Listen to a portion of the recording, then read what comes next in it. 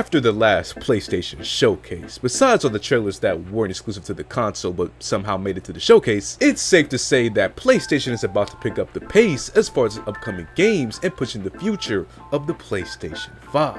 I will say though, Sony is a very generous gaming company that's been known to support their older consoles with the newer games, even long after a new console has been made to the public. And that's been no exception to the PlayStation 4 console, with all these recent games still being released on the 2013 hardware. And while it does probably have to do with the fact that there was like a 2-year period that the PS5 sales were getting raw dogged by literally every scalper in America, it's still a nice gesture on behalf of Sony to allow for the older hardware to receive these games. But of course, that support is only going to last for so much longer, since we already established what direction Sony is headed for their consoles. And as time goes on, it's natural for older consoles to receive like crazy issues, but when those issues literally halt your ability to play games, then that's where Sony needs to step in and fix the issues for even the last generation that they still support. And if you don't know, I'm talking about the fact that PlayStation 4 players have been reported to not be able to access their games from the PlayStation Store. It was reported that for the past few days, players have been subject to seeing a lock symbol whenever they try to open a game. On top of that, people also couldn't log into their PSN accounts or change their account settings, and when they tried to, they were met with an error occurred message. And it seems that these things happen pretty much out of nowhere because, no one reported this happening after changing any console settings or trying to ask Sony what they think about Xbox Activision Blizzard deal. So it all seems to be issues on the end of Sony.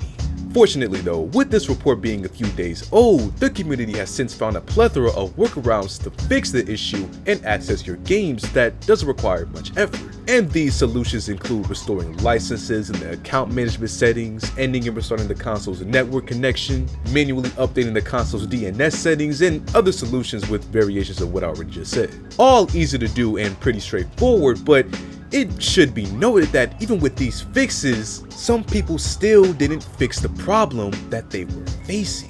Even now, there's players having to deal with the same issues even after trying all of these solutions, which has to be an insane headache to deal with because, one day they could just enjoy their games and then randomly they're just locked out of them for no real reason. Not to mention that even if the solutions did work, having to go out of your way to do them shouldn't be the case when it's not even at the fault of the user. And I'm sure this could have all been easily fixed with a quick patch or update for the console, since it seems to be a network glitch preventing access to the games. But of course, as of today, Sony hasn't uttered squat about the situation or even given us so much as a petty tweet stating that they're aware of the issue and looking into fixing it.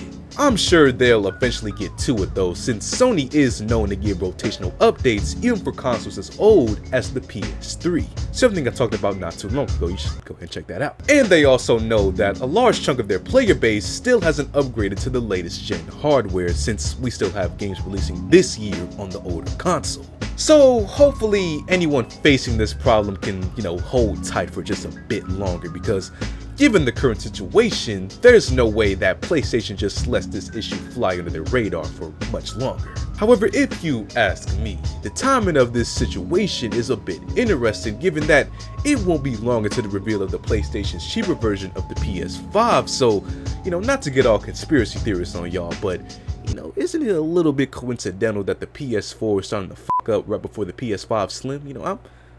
I'm just saying. Either way, we'll just have to wait and see how Sony responds to the PS4 issues in the near future.